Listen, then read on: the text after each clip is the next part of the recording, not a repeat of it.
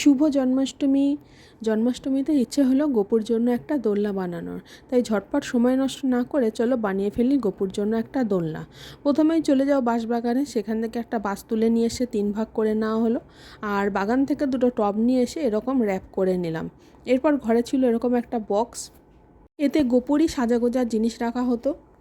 আমার কাছে সময় আর ট্যালেন্ট দুটোই কম, তাই আমি এরকম অপদার্থের মতন কাজ করে ফেললাম। কিন্তু সময় নষ্ট না করে আবার আমি এটাকে ঠিক করলাম আর বানিয়ে ফেললাম এরকম। মোটামুটি ঠিক দেখতে এরকম হলো। এরপর গপুকে আমি বসিয়ে দিলাম। গপু সোনা, কেমন হয়েছে দোলনাটা? আমার দোলনাটা খুব ভালো লেগেছে মা। আমাকে একটু দোলা দিয়ে দাও না। কি নাও গপু।